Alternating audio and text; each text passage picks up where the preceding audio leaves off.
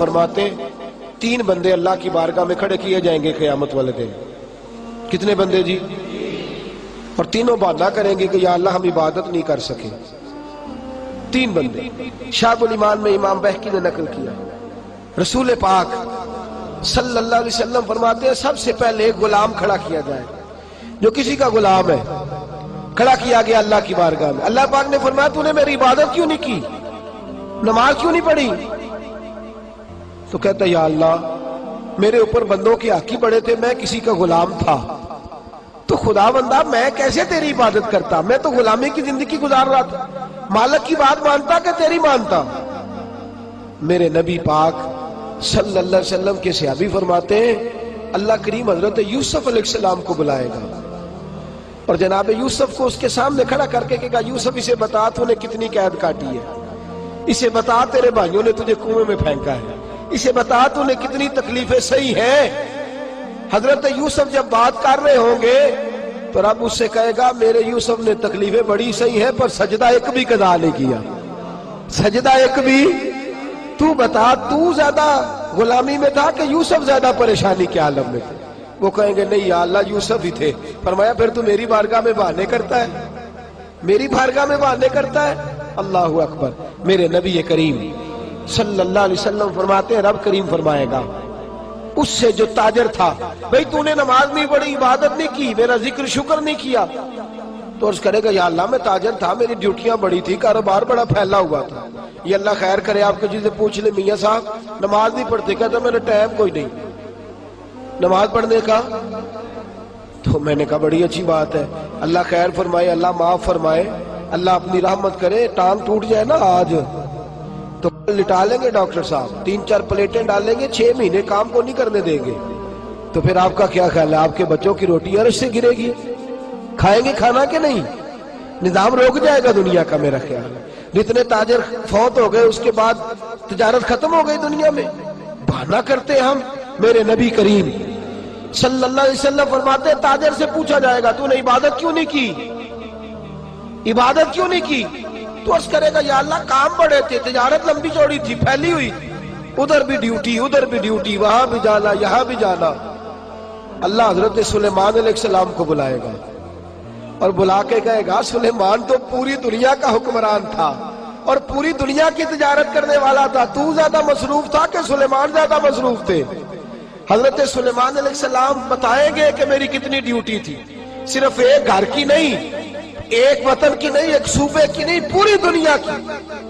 اور ساتھ حال یہ ہے کہ صرف انسانوں کی نہیں، جنوں کی ڈیوٹی بھی میری ہے، زمین پر بسنے والے جانوروں کی ڈیوٹی بھی میری ہے. اللہ فرمائیں گے یہ اتنی مصروفیت کے باوجود ہر وقت میری بارگاہ میں جھکا رہتا تھا، تو ہی زیادہ مصروف تھا. تیسرے ایک بندے کو بلایا جائے گا جو مجبور تھا، بیمار تھا، پریشان تھا. اس کو بلا کے اللہ فرمائے گا تو نے عبادت کیوں نہیں کی؟ یا اللہ میں بیمار رہتا تھا، یا اللہ میں پریشان رہتا تھا، میں مصیبت میں رہتا تھا، تو نے مجھے آزمائش میں ڈالا تھا. میرے حبیب فرماتے ہیں اللہ کریم حضرت ایوب علیہ السلام کو بلائے گا. حضرت جن کے پورے وجود میں درد رہتی تھی، پورا وجود تکلیف کا شکار تھا. 7 بیٹے ایک دن میں انتقال کر گئے، کھیت کھلیان باغ اجڑ گئے.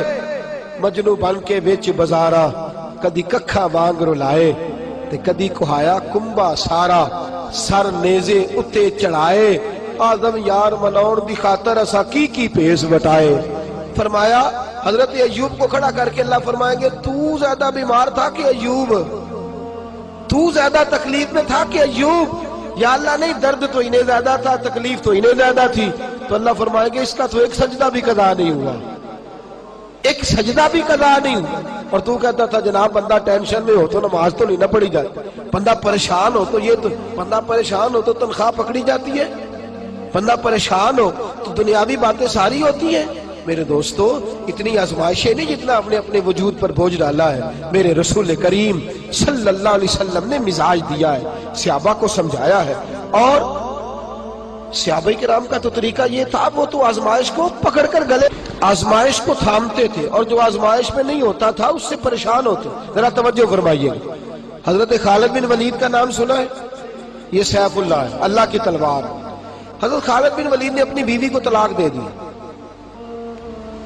اور بڑا عرصہ وقت اچھا گزرا، طلاق ہو گئی، بیوی چلی گئی، ایک باغ بھی دیا تحفے میں۔ بعد میں آدمی پوچھنے لگا حضور آپ نے بیوی کو طلاق دے دی، کیا معاملہ تھا؟ آپ فرمانے لگے کوئی مسئلہ نہیں، میری بیوی بڑی نیک تھی، پرہیزگار تھی، اچھی تھی، فرما بردار تھی۔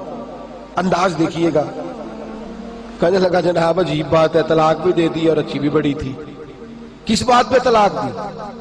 آپ فرمانے لگے وہ میرے ساتھ 27 سال رہی ہے۔ کتنے سال؟ اور میں انتظار کرتا رہا ہوں۔ میرے نبی پاک صلی اللہ علیہ وسلم نے فرمایا جس کو اللہ تکلیف نہیں دیتا اس سے اللہ ناراض ہوتا ہے۔ میں نے 27 سال انتظار کیا، اس کے تو کبھی سر میں درد نہیں ہوا تھا۔ تو آپ فرماتے ہیں میں نے اسے ایک باغ دے کے بھیج دیا اس کے بیکے۔ میں نے کہا تیرے اوپر چونکہ آزمائش نہیں آتی تو کہیں ایسا نہ ہو اللہ تجھ سے ناراض ہے تو مجھ سے بھی ہو جائے۔ مانے لگے اس خیال میں نے اس کو بھیج دیا ہے کہ اس پہ تو تکلیف ہی کبھی نہیں آئی۔ ہمارے ہاں ذرا ذرا سی آزمائشیں ہیں اور لمبے چوڑے پہاڑ ہیں۔ اور ایک اور بات سن لیں، آزمائشوں میں جو جینا سیکھ جاتا ہے نا، رب کریم اسے درجے بھی بڑے ہی عطا فرماتا ہے۔ جس کا دنیا میں کوئی سہارا نہیں نہ بنتا، پھر اسے خدا کی رحمت آگے بڑھ کے سہارا عطا فرماتی ہے۔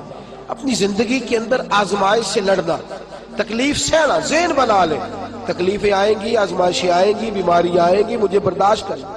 جس کے اندر برداشت ہے اس کا حوصلہ بہت بڑا ہے، اور جو برداشت سے آ رہی ہے وہ ختم ہو جائے گا۔ میرے رسول کریم صلی اللہ علیہ وسلم کی صحابیہ حضرت اسماء بنت ابی بکر صدیق، جناب صدیق اکبر رضی اللہ تعالی عنہ کی صاحبزادی ہیں، حضرت عائشہ کی بڑی بہن ہے۔ یہ وہی ہے جو غار ثور میں میرے نبی کو کھانا پہنچایا کرتی۔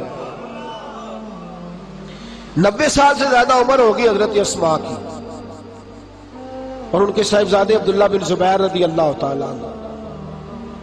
90 سال سے زیادہ عمر ہوگی اور ان کے صاحبزادے لڑائی کر رہے ہیں حجاج بن یوسف کے ساتھ۔ آنکھوں سے انہیں نظر نہیں آتا حضرت اسماء کو، بوڑھی ہو گئی، صاحبزادہ جہاد کر رہا ہے۔ حضرت عبداللہ بن زبیر اپنی والدہ کے پاس آئے اور آ کے کہنے لگے اماں میرے کچھ ساتھی بھاگ گئے ہیں، کچھ کمزور ہو گئے، حجاج کے ساتھ میرا مقابلہ ہے۔ والدہ بڑا کم نظر آتا ہے، پریشان ہے، 90 سال سے زیادہ عمر ہے، اور ماں گلی میں جھگڑا ہو رہا ہو تو بیٹے سے کہتی ہے بیٹے تو اندر آ جا جلدی سے، تو نہ بیچ میں حصہ لے لے۔ والدہ سے آ کے پوچھتے ہیں اماں میں کیا کروں، حجاج کے خلاف لڑ رہا ہوں، بہت سارے ساتھی کچھ چلے گئے ہیں ڈر کے، کچھ جو ہے وہ کمزور پڑ گئے، کچھ نے وہ بزدل نہیں ہے، وہ کمزور نہیں، لیکن انہوں نے حکمت سمجھی ہے تھوڑی دیر کے لیے چلا جانا۔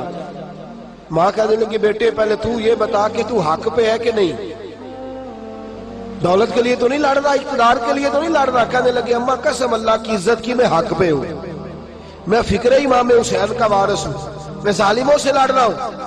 تو ماں کہنے لگی بیٹے جا پھر۔ والدہ کہنے لگی جا میرا بیٹا، اور جا کے اس کے ساتھ لڑائی کر، اگر تو فتح یاب ہو گیا تو میں شکر ادا کروں گی، اور اگر تو شہید ہو گیا تو میں قیامت میں تیرے اوپر فخر کروں گی۔ تو کہنے لگے اماں وہ بڑے ظالم ہیں، بوڑھی ماں کا حوصلہ دیکھتے، وہ بڑے ظالم ہیں، وہ تو مسلح کر دیتے ہیں، ناک کان گلا کاٹ دیتے، اتنا سخت میرا دشمن ہے۔ والدہ کہہ رہی ہے بیٹے سے، 90 سال کی بوڑھی اماں کہتی ہے بیٹا بکری کو ذبح ہوتے وقت تکلیف ہوتی ہے، کھال اترتے وقت تکلیف نہیں ہوتی۔ تکلیف تجھے ایک وقت ہوگی جب تیر لگے گا، جب تلوار لگے گی، ناک کان کاٹتے تجھے کیا تکلیف ہوگی، اللہ تجھے زیادہ اجر عطا فرمائے گا۔ جا مجھے بہادر کی ماں بننے کا شرف دے، بزدل کی ماں بننے کا شرف نہ دے۔ یہ دلیر ماں کا حوصلہ، یہ لفظ کیا کہ بیٹے کو بھیجا۔ حضرت عبداللہ بن زبیر لڑے، 14 دن تک آپ کی لاش لٹکی رہی، لیکن 14 دنوں تک آپ کے وجود سے خوشبو ہی آتی رہی۔ حجاج بن یوسف نے آپ کی ماں کو بلایا، حضرت اسماء آئی، کہنے لگا تجھے پتہ ہے تیرے بیٹے کی لاش لٹک رہی ہے؟ کہنے لگی کیا کہا؟ لٹک رہی ہے؟ ہاں تیرے بیٹے کی لاش لٹک، کیا کہتے ہو؟ تیرے بیٹے کی لاش لٹک رہی ہے، پھر بتا لو، تیرے بیٹے کی لاش لٹک رہی ہے۔ تو آپ فرمانے لگی شکر ہے اللہ کا، میرے بیٹے کی لاش لٹک رہی ہے، کہیں جھکی ہوئی تو نہیں ہے نا، کسی ظالم کے آگے جھک تو نہیں نا گئی، کہیں اس نے گلا کٹایا ہے، کہیں جھکایا تو نہیں نا، شکر ہے اللہ تعالیٰ کا۔ کہنے لگے تو مجھ سے سفارش نہیں کرے گی کہ اس کی لاش کو ہٹا دوں؟ آپ فرمانے لگے جس رب نے اسے شہید ہونے کا حوصلہ دیا ہے وہ اسے قبر کی اعلیٰ جگہ بھی عطا فرمائے گا۔ حضرت عبداللہ بن زبیر جنت المعلی میں آرام فرما رہے ہیں اور سرخیل ہے وہاں کے مسلمانوں کے عزیزوں، تکلیفوں کو آگے بڑھ کے وصول کرنا۔ ذرا ذرا سی بات پہ لوگ چیختے چلاتے ہیں، کفر بولتے ہیں، گھروں میں فوتگی ہو جائے تو کفر